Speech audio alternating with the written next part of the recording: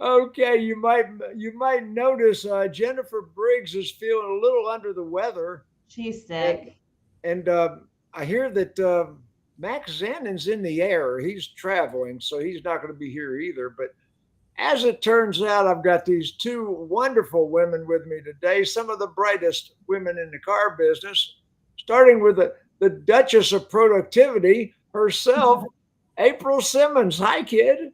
Hey Tim, I just noticed this. We're all in blue today too, so it's We going to didn't be even plan one of that. those days. Yeah, I like it. I like it. I'm kind Oh, of excited. Sometimes these conversations are the best because we just see where they go and have some fun. So love to see people jump on in with us and ask some questions and let's just have a good old fun conversation. now I Love that. sent Jim Shorkey a link to be on the show, but I see he's in the audience. Jim Shorkey, get on Jim, our you could show. you could click that link and get on the show, Jim. Love I to would have love you. that. We would love for you to join us. Yeah, and the queen of BDC, Hi. one of the most brilliant women in the car business, intergalactic queen, my friend Bobbie Herron. I like the intergalactic part. I'm going to start utilizing that immediately. Watch my LinkedIn profile. Over. Yes, well, it's nice to see everybody. Yeah, I'm surprised we're missing Max. I know Jennifer's sick, but Shorkey could jump right in. yeah. Well, sure. I gave Shorkey the link. But he's in the audience, but yeah, he was invited to be on the show with us. So I hope he got that.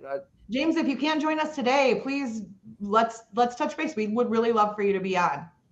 Absolutely. Now next week we've got Jane DeHaven and her daughter Lizzie with a great story about how they came into the dealer principal being. Oh, there he is Yes, himself. look Look at at this. you. Okay, he's got to get adjusted. I see the top of your head, Jim. Challenge accepted. I like it.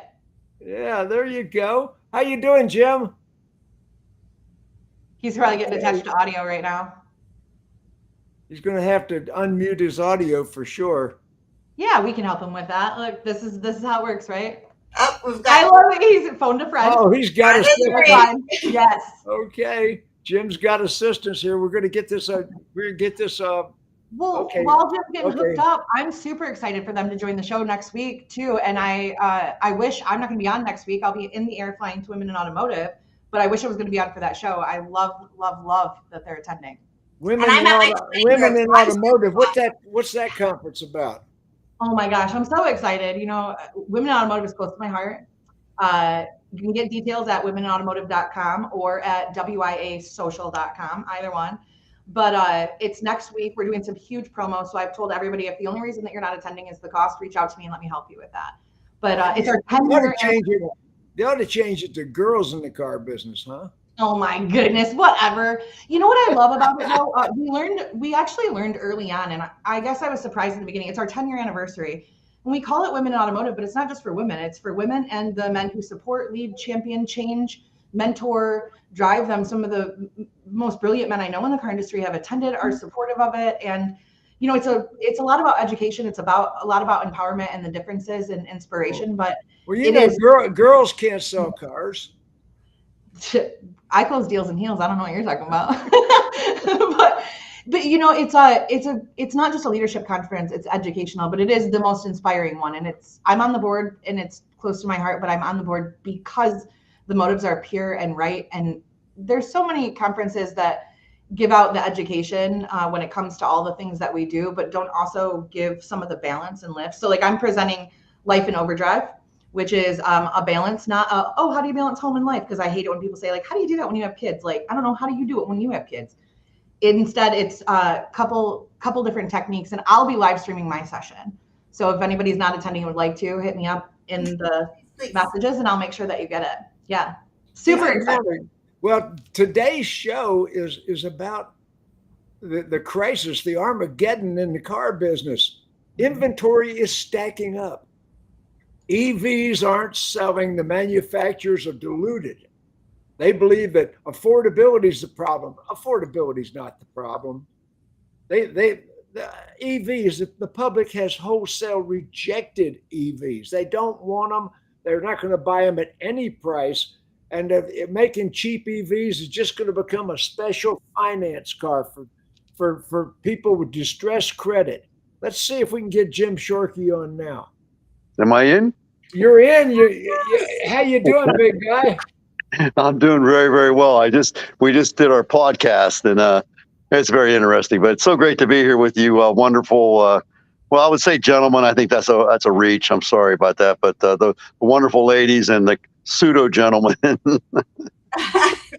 Oh, pseudo gentlemen. Well, Jim, were you the founder of the Shorkey dealership group, or were you the second in line? Yeah, I was second in line. My father founded. This is our 50th year. My father founded the company in 1974, and I was a high school senior at the time. And I was original janitor at the dealership, and it went on from there. And my dad died very suddenly on March 24th, 1996, and that left me the heir apparent. If I was half as smart as I thought I was when my dad died, I would have been pretty damn smart. Like Prince Harry, right? What's that? You were like Prince Harry. Exactly. But yeah, I didn't do so good. I was bankruptcy imminent 2 years later, so things didn't go so hot after my dad died. Yeah. But I'm here. Okay, I'm here. So now the third's running the operation. Yeah. Well, it's a team effort. It's my daughter Katie and my son Jim Shorkey III and my other son Russell James and my other son Daniel James and then my brother Russell.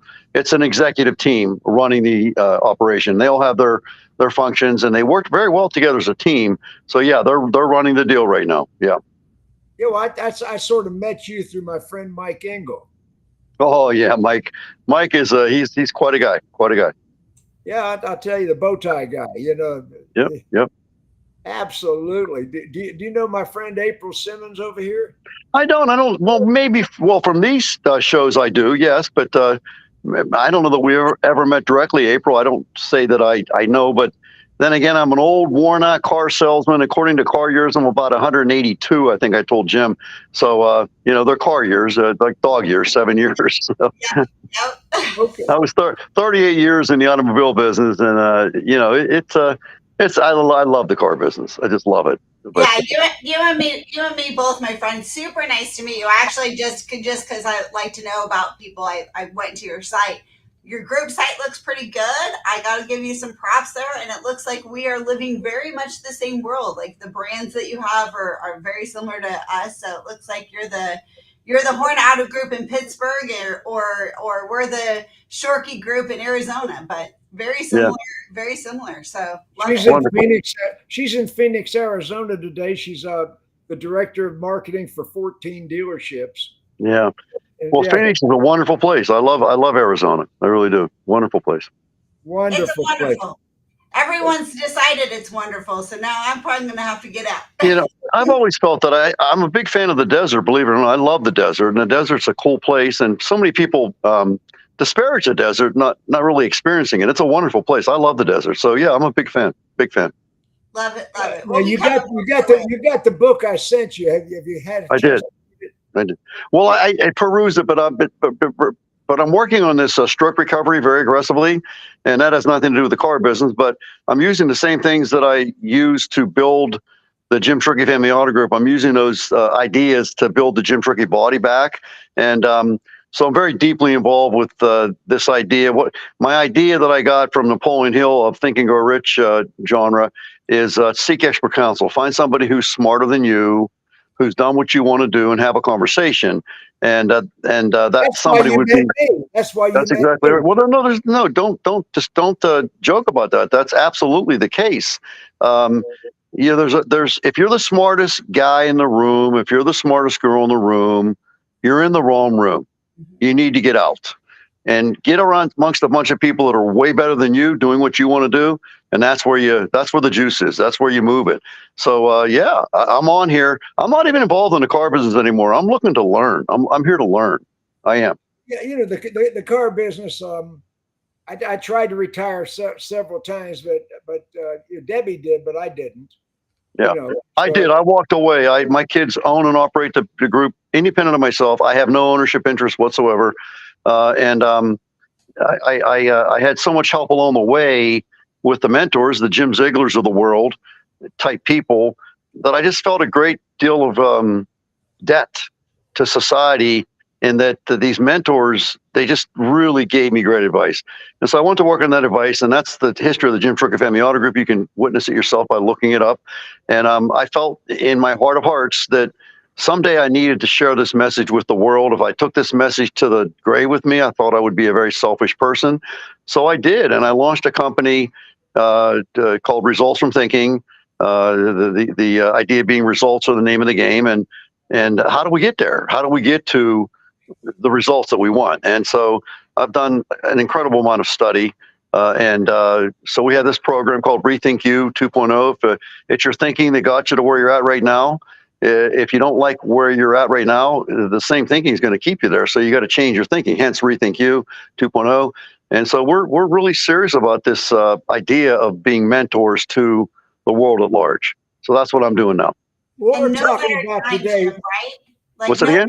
no better time than right now for that to be the key front initiative. Because as we're seeing, this transition from, making good money on cars, and cars are fairly easy to sell, to now having an epidemic of sales staff and sales managers ill-equipped to mentally get over that block of, hey, I have to work harder to, sell more cars and do these things. What a great time to have that be the forefront of your initiative. So kudos to you for that, because I have found the hardest thing right now is not teaching people how to sell cars. The hardest thing is switching the mindset of, not having this woe is me mentality, or this, just bring me my cheese, right? I love Who Moved My Cheese. It's one of my favorite. Yeah, it's a great one. It's a great one, yeah. April, the truth of the matter is most managers today in the car business were not in the car business before the pandemic. They don't know how to now that rebates are back, stair steps are back, all of a sudden inventory stacking up. EVs, you can't give an EV away, make a profit on it. I mean, incredible, except in California, but even those people are down. Tesla has discounted their cars. Hertz is unloading them. It's incredible. Well, let me give you an idea about that. What if this is true? What if this is true? What if what I'm going to say next is true? Just ponder that before you respond. Things get better when Jim Shorkey gets better. This is the message we need to get into our people's heads. If you don't like your results, it's time to do a pivot, P-I-V-O-T. And, it's the age-old thing. We've heard it a million times. If you keep on doing, Jim, you probably coined this. If you keep on doing what you've been doing, you're going to keep on getting what you've been getting. Come on, we all know this. But yet we stick to our guns like, well, this is not the way we did it yesterday. I don't give a shit about yesterday. That doesn't apply to today. So we got to pivot. And so in that pivot is where the opportunity is. And if you want to make a lot of money, you're in the right place at the right time. Believe it or not, you're in the right place at the right time. Because what happens when we get adversity, the vast majority of our competition, they give up and they go home. And so if you started the adversity with, let's say you started the adversity with 10 competitors, let's say that's the number. And out of those 10, I guarantee you 5 are going to give up. Well, you're down to 5 competitors. It gets easier to sell cars.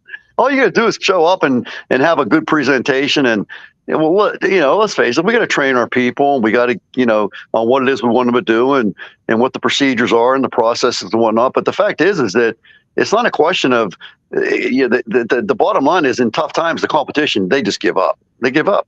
And like you said, it is woe is me. Well, it ain't woe is Jim Shorkey. No way.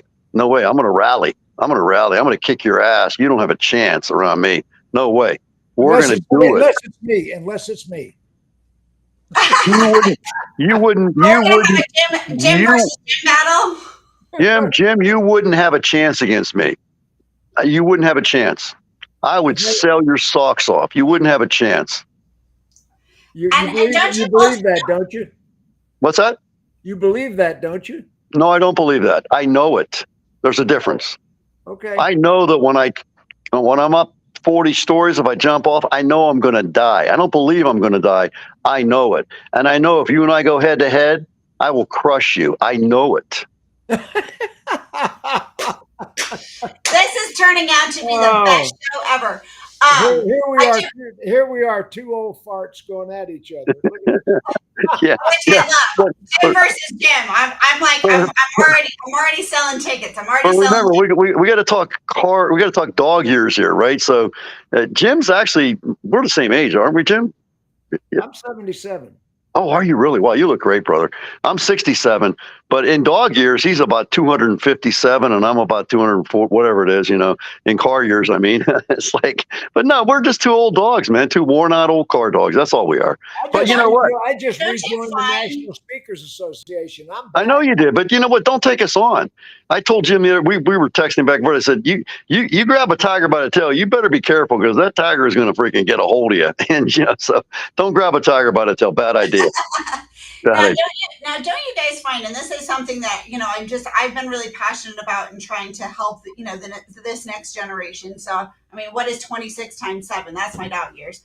That being said, really, when I look back at my past in the business, the tough times are what made me strong today. No question. It wasn't the easy times, it was the tough times. And so while a lot of staff right now are looking at this as a woe is me, I like to look at it as this is the opportunity to get better. This is really your growth opportunity. And if you take that opportunity right now, you are the people that 5 years, 10 years, 15 years from now are the people sitting here having, tighter conversations, right? So if you want to really, truly grow and be better and make, the best money possible, the key to that is to look at challenge as an opportunity, not a problem. No, there's no question. You're 100% right. The opportunity is in the challenges. The opportunity is in the adversity. The opportunity is in the fact that everybody else just gives up and does the woe is me thing. It's called, I don't know if you're familiar with this. This is a psychology terminology, but the internal locus of control versus the external locus of control. The internal locus of control basically states that everything is my fault. If there's a recession, it's my fault. Now, I know it's not my fault, but I take it that way.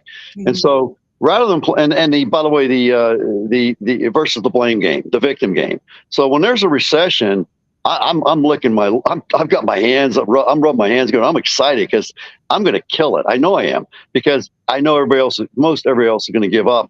And there's opportunity out there. It's like, I remember, back in the Great Recession, which was the worst recession since the Great Depression, and President Obama was the president at the time, which had nothing to do with him, and massive problems. Well, the new car market at that time, and I think I'm right about this, went from 16 million cars a year down to 12 million cars per year. Mm-hmm. And I told my team, I say, hey guys, ladies and gentlemen, we're not going to talk about the 4 million that aren't here.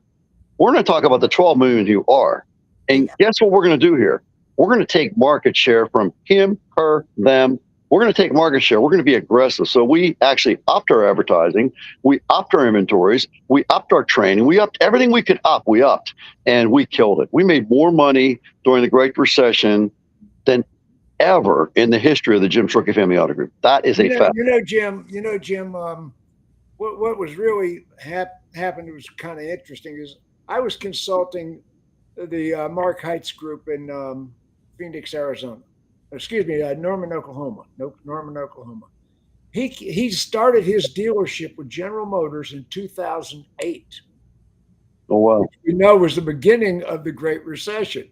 So, and he built a Chevrolet dealership, and I was consulting him at the time. We got up to 800 units a month. Wow! He took that dealership, and that was at $2,800 a car, which was good numbers in those days. At $2,800 a car. So he built this mammoth dealership. He had an arena where the people in the community could actually use their arena for events. Wow. He had conference rooms where the Shriners, the Lions, the Kiwanis could have their meetings. He built a fish tank on one wall that was, I don't know how million gallons, big ass fish tank. I mean, it was beautiful. And he continued to sell 800 units a month. And General Motors under Beatty, Alan Beatty, which, excuse me, in my opinion, was a blithering idiot. That's my opinion, based on facts. But anyway, Alan Beatty came in and said, "You got to build it to General Motors standards. Yeah. You got to put the little blue sign on the front." He said, "Shit, I'm selling 800 units a month." They made him sell the dealership, and the subsequent owner is sitting there at about 200 units today. But General Motors standardized the dealership.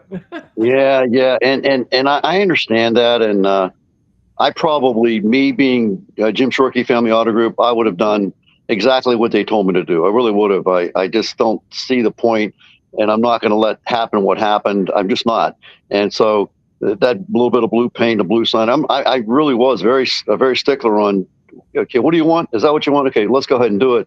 But we had to do we did the training, we did the processes, and we had our ideas. And I don't know, that's a tough one. I don't know how to comment on that other than, it sounds like it was a pretty damn profitable operation to let slide. What's that? It was what works as opposed to what doesn't.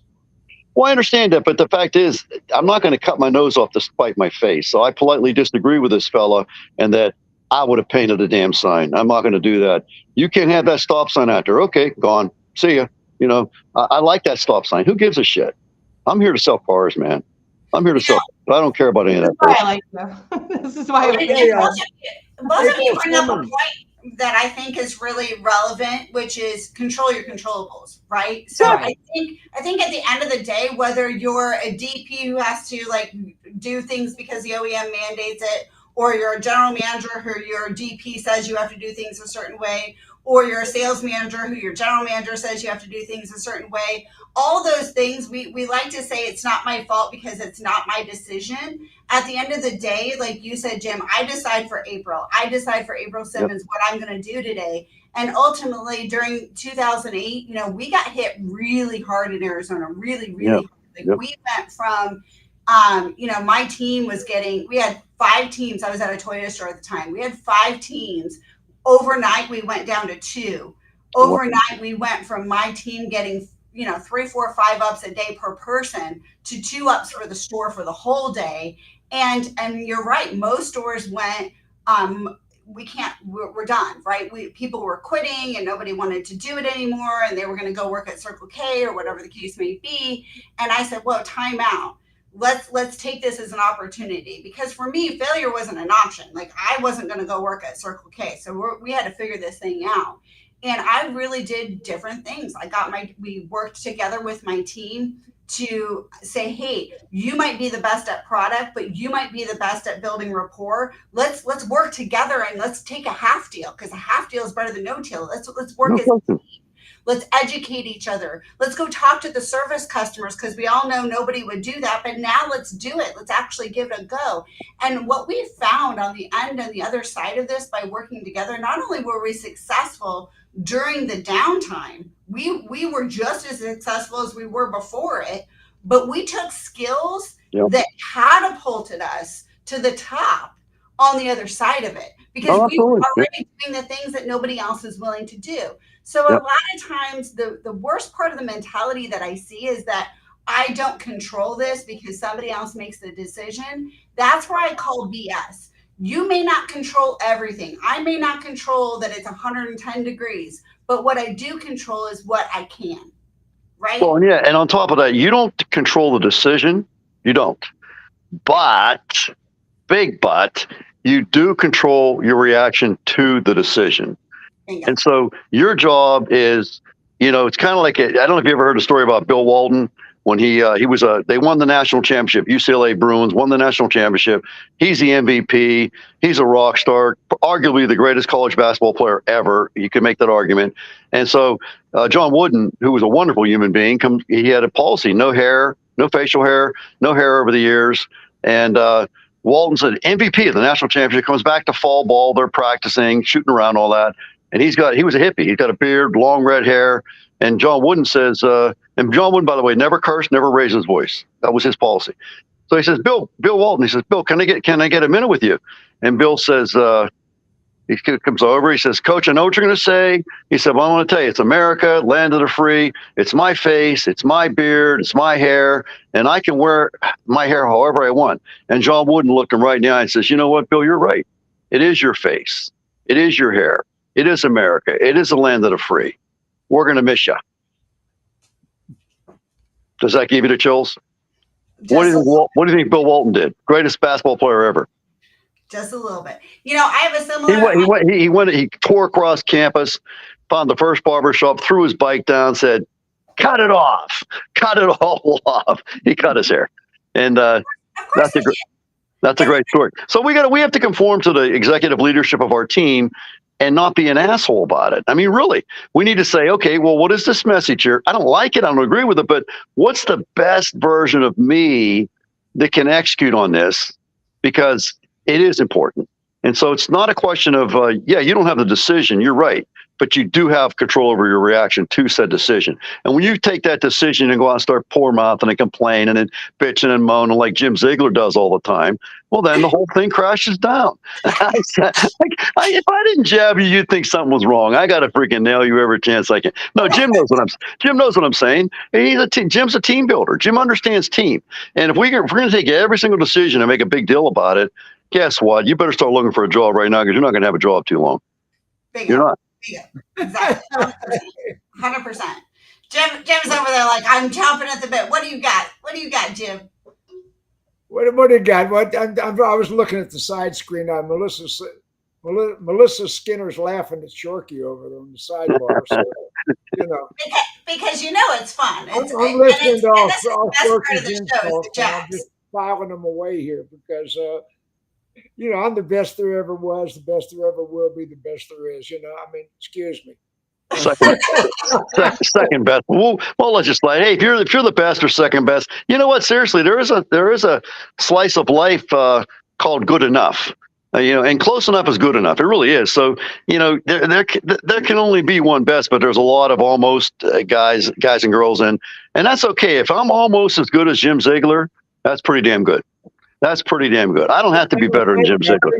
But I got to tell you, I need to be close. Though, and as long as I'm close, I'm okay. I'm not a sales trainer. I am. I'm a management trainer. Because I'm both. There's a whole lot of sales trainers out there that aren't qualified to be sales trainers right now. I mean, I'm not one of them. I'm not one of them. Pocket full of Facebook credentials, and they're interviewing each other. Yeah. Well, we have to. First of all, we have to have a process, and it's got to be well tested and well documented. And so, assuming we have that process, then we have to. The underlying theme of our teachings are, I think it's Maimonides is how you say it, but give a man a fish, give a woman a fish, she eats for a day. Teach her how to fish, she eats for a lifetime. That's the whole idea behind what we do. So we know our sales process works. We have no doubt in our minds about that. So what we got to do is get this gal or this guy to do the process. And when they fail, we know it's indicative of the fact that they're not doing the process. So we sit them down and say, okay, what part of this don't you understand? And, well, no, you're not doing this. We need to have a proper greeting. We need to have a proper qualifying process. We need to have a proper hood and trunk presentation, and a proper demonstration ride, and a proper service walk, and a proper why buy here presentation, and on and on and on and on. And we have to put all this into Jim. It's not the salespeople. It's the management. No shit. But at the end of the day, it is the salespeople that aren't doing the process. And if they're not doing the process, Jim, whose fault is it that they're not doing the process? Well, there you go. Excuse me. It's the manager's fault, and it's the owner's fault. And the owner needs to say, wait a second, Mr. Manager, are we going to do this or not? And if we're not, then you need to find someplace else to work, because this is not the way we're going to run it. In 1981, my dealer, Dennis McNamara, and I'm top salesman, he calls me up to the Oval Office, and he says, Jim, what's wrong with the store? And I said, first of all, you need to roll up your damn monogram cufflinks and get down there on the floor. and nobody had ever talked to him that way. And the problem is as a consultant, the reason I was able to grow dealerships to the big numbers because I could shut a door on a dealer and say things their employees were afraid to say to them. Yeah. Yeah. I mean, I could say, "What the hell are you thinking?" And I could hit a dealer right between the eyes with the truth. And that was my strength as a consultant all these years. And the reason I grew dealerships to the big numbers and can still do it is because I will go in with a power posture. I won't even take a deal unless I can tell the general manager what to do. Yeah. Well, at the end of the day, you, first of all, is your process a good process? That's the first question that needs to be answered as a dealer. Is your process a good process? Number one, that's very important. And so I'll settle for B2B plus, right? So if I have a B2B plus strategy / process, to me, that's good enough. The second question that needs to be answered is, what is the percent of execution of said process? And it's got to be pretty darn close to 100%. And if it's not, then we're going to suffer. I'll take an A process and execute it at 50% versus a B process executed at 90%, and I will crush you. It won't even be a contest because good enough is good enough. And so when we don't like our results, we got to go back and look at the process, number one, and the execution of said process, number two, or the combination of those two.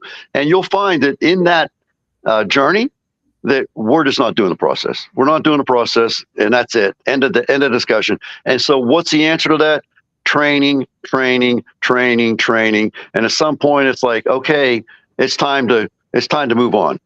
This is not for you. It's time to move a different direction because this is just not going to work. I got a saying that you say you said it first. I'm gonna call bullshit.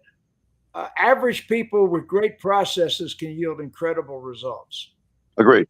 I agree with that. Average people with great processes. That's a Ziegler is a real original. Probably not, but I agree with it. Take credit for it. I think it's 100% spot on. 30 years ago. Now, bullshit. You're full of shit. But at any rate, the fact is that if we take an average process and a great person, we're going to get average results. So we don't want average. Average would be a C. We want to have at least B to B plus. And it'd be great if we can get A. That's great. But it's the execution that's the issue. It's always going to be the issue. I got another saying. Average is the exact point where sucks starts. Where sex starts? Insanity. Did you say sex? Did you say sex or sucks? No, average is the exact point where sucks starts. Oh, bullshit. That's not true. You are the leader of the sucks. No, that's not true. That's not true. That's not true. Average people are already badly behaved, but you are. You want to prove me wrong on that? What's the average? What's the average batting average? What's the batting average in the Major League Baseball right now? Jim, come on, Mr. Braves. I have no idea. Well, average in the Major League Baseball gets about 10 million a year. Okay, so it's okay. It's okay. Average is okay, but let's not stay at average. Let's move it above average, but let's not stay there. But don't say you're giving me stupid absolutes, which is just not true. If I can get this thing to average, I'm on my way. I'll take average. But it's the Japanese philosophy, constant and never-ending improvement. So if I'm at average. I don't take average. You talk a lot of shit. You're full of crap. Yes, you do. Jim shit-talking show. We really do. We all take. Average can go to work for you. That's an absolute. You're full of shit. Let's talk. Let's get us back on track here, okay? I'm with you. Process and execution are the two most important things. And any great franchise, whether we're talking about sports or we're talking about McDonald's, has a process that has to be executed on. The difference and the key piece and ingredient that has to be there for those two pieces to work is buy-in from your people and your management staff to understand why we have a process and why it must be executed on 100% of the time. And I'm going to use the most average of average jobs with the average of average employees to prove my point. A guy who works at McDonald's who makes fries all day, every day, all day, every day. If he doesn't follow the process, you go up to McDonald's and order your fries. What are you going to get? You're going to get burnt fries. Are you going to go back to McDonald's and keep buying burnt fries? No, you're not. You have to have a process that says, here's what I do, here's how I do it, and you have to then execute on it. Yeah. You know that it works. Every franchise that Yeah, is you're- in existence, it You're works. preaching to the choir. You're preaching to the choir. There's absolutely no question about it. You're right on the money. You're 100% spot on. The bottom line is it's either going to be a bad process, which is your own damn dumb fault, or it's going to be poor execution, which is the leadership fault. And it does fall back on your shoulders as a dealer, because why the hell are you letting that go on? You defined the process, you created it, you know what it is, or you stole from Jim Ziegler, whatever you did. But why are you letting your people not do the process that we know works? It's just bullshit. This is going to stop today. This is a new day. We do the process today, and we're going to train on it. So we'll spend some time doing that. And then we're going to check to make sure you did the process. And if you didn't do the process, we're going to retrain you. We're going to keep training, and we'll grind the living shit out of you. We'll just grind you. We're not putting up with mediocrity in that regard. No. So why do you think the majority of dealers, I just want to lean into that a bit. Why do you think the majority of dealers allow to not have the process followed, whether it be the managers not holding accountable or they're average, not following it? Because they're average. Stop it, Jim. I think they probably don't really understand the essence of the mathematical game and the law of averages and the numbers and the consequences. And I just don't know that they really have thought it through the whole way through. We preach this a lot in our program called Rethink You. You got to really think it through the whole way through. What is the end game going to look like? And if we keep on going in this direction, the end game's going to get ugly. It's going to get really, really ugly. So we need to think about that and keep rolling on the idea of constant and never-ending improvement is one thought about that. And the idea that things get better when I get better. It's like, whoa, wait a second. What if that's true? What if things did get better when I get better? Well, then I got to work on getting better, hence training. And so we just keep working on getting better. That's why we have 20 groups and think tanks and all these things. So we come back with a new idea. Let's put it in play. Another new idea. Let's put it in play. And we keep working on getting better and better and better. The results improve. And then we just keep going. But it's the Japanese are very, very, it's like for them, it's a religious commitment, constant and never ending improvement. I think it's called Kazon or something like that.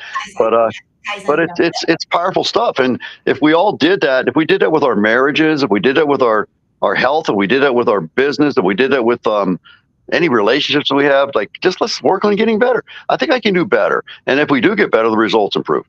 Mm-hmm. Well, I think I want to jump in here for a second because I like the sports analogy. And I can tell you that Jim, who is one of my mentors, one of my closest friends, actually taught me this years ago, and I use it a lot. But in talking about baseball, in both baseball and in the automotive industry, performance metrics like a batting average and sales effectiveness, they're crucial. Both fields use the metrics to refine their strategies, improve operations, and stay competitive. Essentially, tracking these numbers helps teams and businesses to optimize their performance. So just as in sports, where players spend a significant amount of time practicing between games to refine their skills and processes, the same principle applies in our industry, and it's often missed.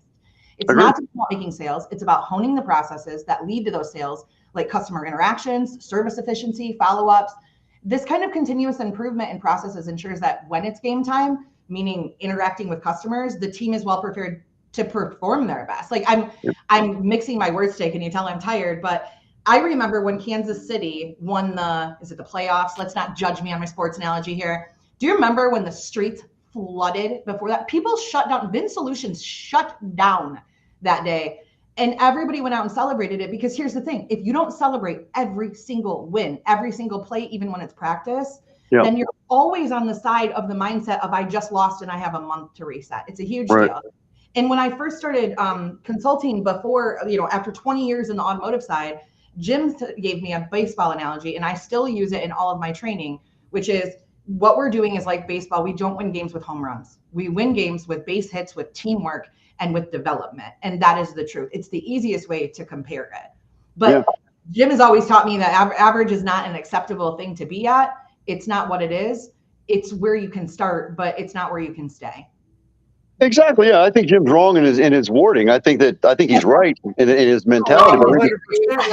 Oh, stop it! I think he's wrong in his wording. And hold on, the idea is average is really, really good. Let me ask you a question. So to prove you wrong from a change, you old fart. if I was losing, so I'm an F, right? I'm a D. Right. If as a leader I can get that F or D to a C, which is average, that's a pretty damn good job. So I disagree with you. Average is good relative to that particular individual. Hold on, quit shaking your head. You're not even listening. Open your ears and listen. So let's work. Shut up. Let's You don't work. need to Listen. be a wrestler. You Let's gotta take this average guy that we got from D to C, and let's just work on moving him to B. And like the ladies just said, it's okay. It's a great place to be. It's not a great place to stay. So we can move it to a B. We can move it to a B plus. We can move it to an A with the Jim Ziegler training per se. But I'm telling you what, when you get a person, you get a sales team that's failing. And this is a absolutely CPA accounting. Tell me I'm wrong. If I'm losing money as a business, what's my most important goal? I'm losing money every month. What's my most important goal, Jim? Evidently to make more money. upgrade No, your no. I'm losing money. The most important goal is to break even. That's the goal. Let me get it to break even. Hold on. No, I'm no longer losing money. I'm no longer bleeding. If I have a cut, I got to stop the bleeding.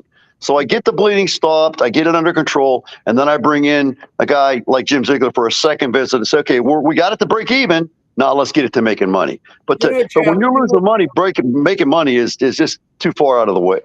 It is. Jim, I was in a 20 group meeting one time, and it was Toyota dealers, I believe. And anyway, one dealer kept disputing everything I said. That's not the way we do it. That's not the way we do it. And I said, I told the moderator, so let me see the book a second. Turn to the performance page.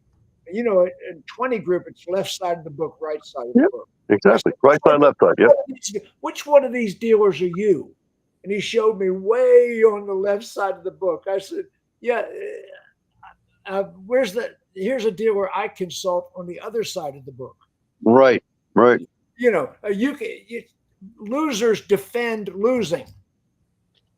Well, yeah, that's an absolute. That's an absolute. You're right. And too often it is the case where it's like the crab. You heard the crab in a bucket story where the crab's in a bucket. A bunch of crabs are swimming in. Crab tries to get out, and the crabs are pulling him back down in. So yeah, I don't know how to answer that. I just know that personally, losing is not acceptable. And if I am losing, and I was bankruptcy imminent. I needed to get it to break even. I figured that out. I got it to break even. It's okay. I got to break even. I actually worked on lowering my break even point, and I did that. And so I got it to where I was okay. I'm not bleeding anymore. And then I went back to work on producing max revenue, minimal expenses, and I hit it out of the park. But if you don't have your financial house in order, your dealerships when you turned them over to the kids, when you moved on. I mean, the dealerships were just incredible, and they still are. I mean, yes, they are. Yes, they are. The Shorty organization is well known, and you're mostly in Pennsylvania. Is that all in Pennsylvania? Well, again, I'm not involved with this. It's mostly in Pittsburgh, but there's dealerships in Georgia. Mm-hmm. There's dealerships. Right. Yeah. And in Ohio as well. So they're rock stars. I mean, it was 2016, and it was very evident to me that they were stronger. Have the kids improved the company since you turned it over? 10x. 10x, very good. That's what I wanted to hear. 10x, yeah, it's incredible. So but they're not as good as you think you are. Well, I think. For some reason, I knew you were setting him up to just. I know, I did too. I said, yeah, you better pack your lunch, man, because you don't know what you're talking about. The fact is, no, you didn't hit nothing out of the park. You better pack your lunch, dude. Let me tell you something. The mark of a true leader is the legacy. Yep. And so the fact that these kids have 10x the business is a statement about my leadership capabilities.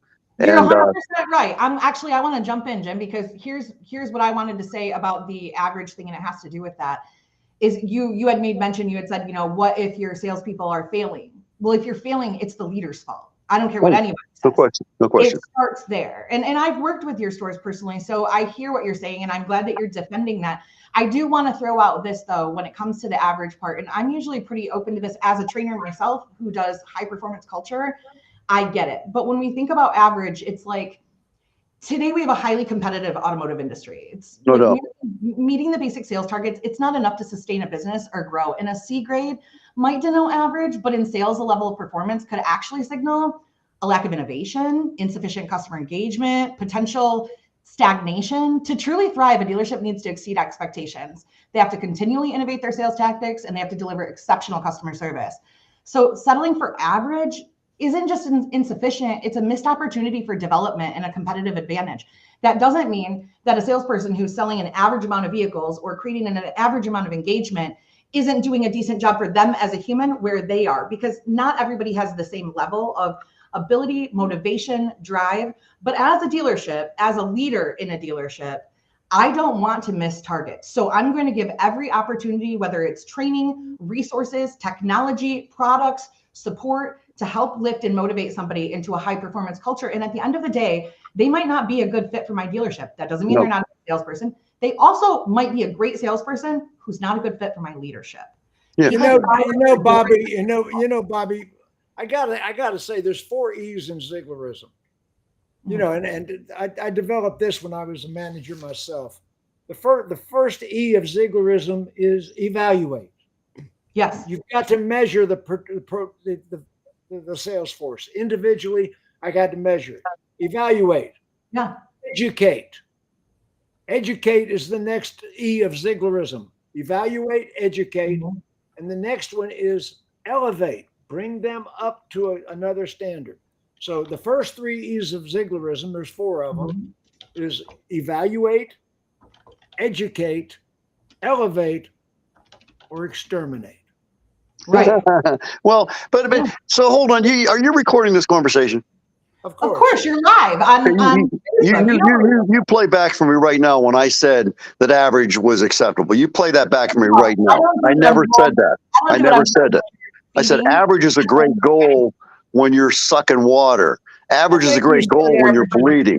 Let's get to average. Let's stop the bullshit. Let's get to average, and then let's work on average plus. So average is a C. So we got it to a C. We did that.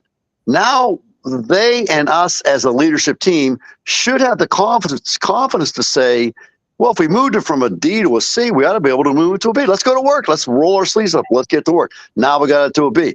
So I didn't say anything about accepting average as a goal. I never said that. What I said was it's a starting point for a lot of people. And if you talk to your CPA, when you're losing money, a great goal is to get to break even. I don't think that's what he said. What he said was you have to know your metrics. What he said was absolutely agree. Right, but nobody's saying that you said something different. So just like you told him in the beginning, you got to listen. I am. Yeah, he did. What is okay? Well, I'm wrong. So you two knock it off, and then let's go. I never said that. Average is definitely not acceptable. It's just a starting point, and let's move it to excellent. That's that. I think we're saying the same thing. Let's get it to excellent to the best of our abilities. We're not going to settle for average, but average is okay in the event that we're really losing big. So let's get like some of these teams out there from your conversations, like they're woe is me and all that. Well, hell, they're obviously performing at below average. Let's get them to average, and then from there, let's coach them on to above average. If that makes sense. It's about realistic expectations and realistic goals. Because here's the problem: if you take a guy who has been selling cars for 6 months and he averages, his average is 6 cars a month, right? And you say, hey, you suck. You need to be selling 15 cars a month. Yeah. To that guy, that's unattainable. That's unattainable. Yeah, agreed. I agree. Get rid of that guy. Well, what if I can get him from 6 cars to 8 cars? We set a realistic goal. There you go. There you go. And then next month we go from 8 to 10. You know, the ones that bother me more where they're the average Joes is the guy who goes from 8 cars one month, 15 cars the next, 8 the next, 15 the next. Yeah. Because that's a guy that can sell 15 who is choosing to not sell 15. Oh, those to me are a bigger problem. April, that is so good. That's in Zieglerism, that's called a nut mentality.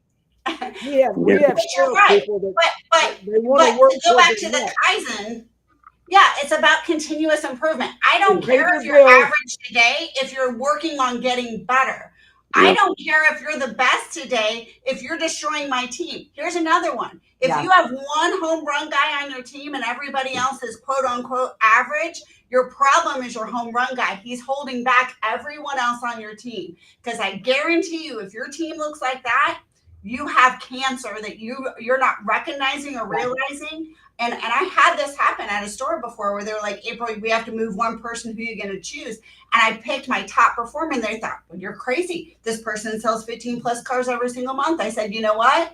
But I guarantee you that with that person gone off my team, everyone else on my team sells 2 to 3 more. Guaranteed. Yep. April, Getting rid of that person, you got to measure how many ups they processed.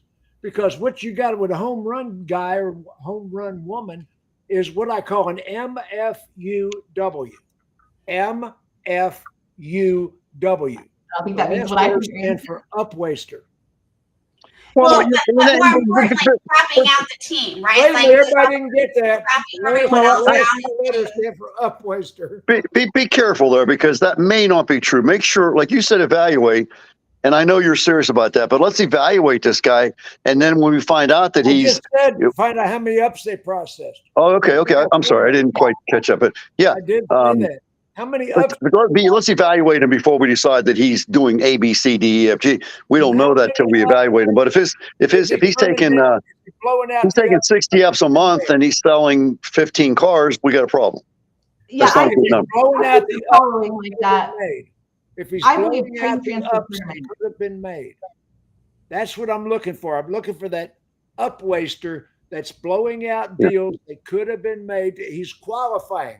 Salespeople do not have the option to qualify and release a customer without a manager saying goodbye. Nobody talks until nobody walks and talks. Yeah. Until the woman talks. They do have the option of doing that, and they have the option also of going home with a customer. That's the option that they have. We're just not going to put up with that. We're not interested. We're just not. Like, this is what we want you to do, and we want you to try as hard as you can. And when we sense that you're not trying, like you said, kicking a customer out, blowing them off, whatever, that's just no way to treat a customer, and we all know that. And so we're not putting up with it. And if you're a 15 car a month guy, that's great, that's wonderful. But you're a cancer. So we got to get to the part of that. Yeah, I just wanted to say, if you want to transform your team thinking about a high performance culture, regardless of what method you use to do it, you have to consistently evaluate the results beyond just sales figures within the controllables. You have to provide the ongoing training in all the facets of the business. You have to foster a culture of recognition and continuous improvement. And that approach ensures they not only meet and exceed expectations, but it drives the dealership's success. I follow a policy of, similar to what Jim says, train, transfer, terminate. Once somebody is evaluated, do they need training? Do they need to be transferred, meaning either to a different position or a different leader, because that can restrict you, or do we need to terminate? That is a policy that it's not an immediate decision, but it follows the facets of what everybody is saying, and it's the truth. I can't exactly, Bobbie. I can't look at somebody, you sell 10 cars a month, you're average, or you're great, or you're this, and I'm going to let you go. I will tell you, if I think you're a cancer, you're off my team. I don't care what you sell. Because hey, Bobbie, I think I taught you that. You did teach me that, and I've successfully used it. I mean, I look at it and say, I want to first evaluate the metrics. I could have a terrible manager on the desk, and it could be the reason you're delivering 5 cars instead of 20, who's buddy with somebody who's delivering 30, it's got a house mouse running around. But what I want to look at when you're underperforming, in my opinion, is I want to look at how many opportunities you had for conversations, what you turned them into, what happened to them. But here's my biggest thing with a sales team and a manager. You can't know where you're going or where you're going to get if you don't know where you're actually at. So lying to your CRM, not being honest about it will not help you. I want to know in sales, how many conversations did it take for me to turn it into a true opportunity? And from there, what did I do with it in each of those buckets? As a person and as a trainer and as a consultant, that's what I look at. And I can tell you it's the most significant thing that I can teach a group of managers is KPIs and not just what they were shown before, so that the investment into their people goes into the right spot regardless of what the manager thinks. I don't care what you think the problem is. I want the data so that we know. And then I want you to put all those things in place in order to effectively create a high-performing team that doesn't have any cancer on it. Period. And, you know, Bobbie, just to comment on what you said to me just now was just completely foreign from the aspect of it's so automatic with me that I don't even think about it. So like everything you said is like, you know, it's almost like, who doesn't know this? Who doesn't understand? It's so, to me, it's like, well, you got to put the key in the ignition and then you got to turn that little thing. Yeah, no shit. So I'm agreeing with you. I'm 100% with you. But the people that don't know this, it's like, well, what do you know? Like we have to have good metrics. We have to have good numbers. We have to be able to analyze those numbers. We have to, like, I'm going to lie to the CRM. You are? What are you telling me? Like, well, why would you do that? That's ridiculous. I'll tell you why they do that. PTSD from previous dealerships. PTSD from a dealership who explained to them that the closing percentage is all that mattered. So they learned how to manipulate the plan is written that way. Yeah, that's exactly. You know, April. You know, April. While Shirky's putting the key in the ignition, I'm going to get close to it with my fob. But anyway. Let me know when you get to me. You think you're getting to me? Listen. You can get to right here, but you can't get inside here. That's impossible. You invited this nonsense. I'm telling you. You can't listen. You can't get to me. You just can't. But you know what? It's very, very interesting though. I lost my train of thought. I guess you did get to me, huh, Jim? Neurodivergent versus neurotypical. This is why you think the other way. This is exactly one of those things. I'm going to throw this out real quick. I don't care if you believe, and I don't mean you guys, I mean in general, in ADHD, autism, anything. I don't care what your belief is. Science shows that that's a real thing. But neurotypical and neurodivergent brains work very differently in the way that we share and communicate information, including the inability to understand why somebody else would do something a certain kind of way. You know to share the knowledge, but you forget to share the steps because they're auto-processed in your mind. Yeah.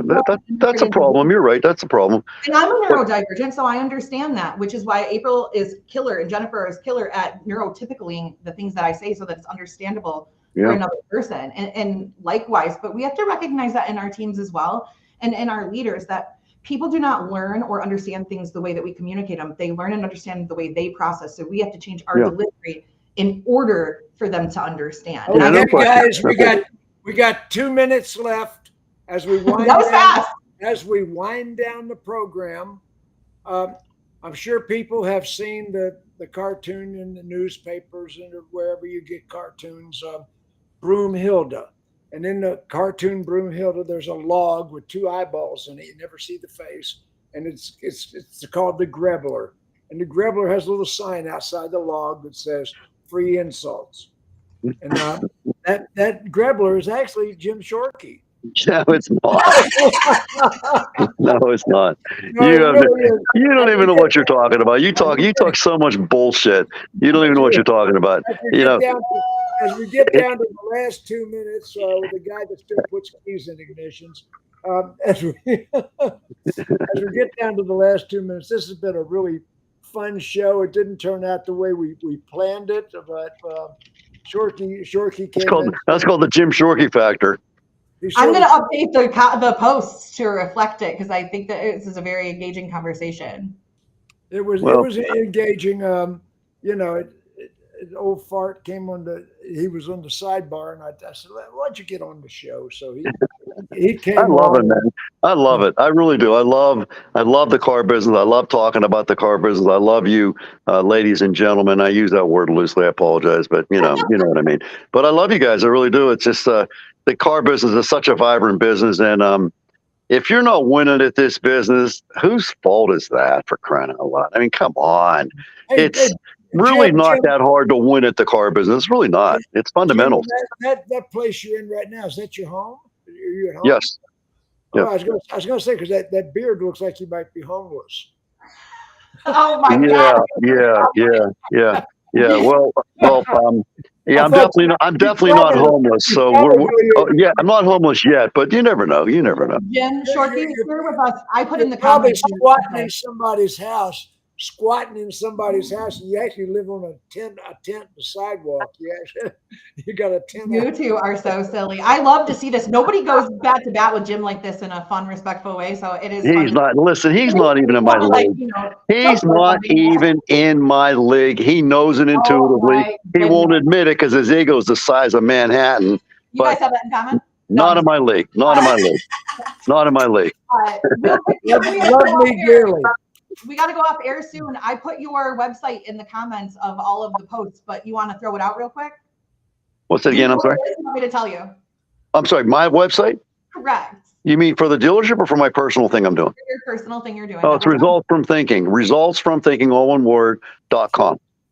It's in the Everybody comments. wave goodbye to the audience.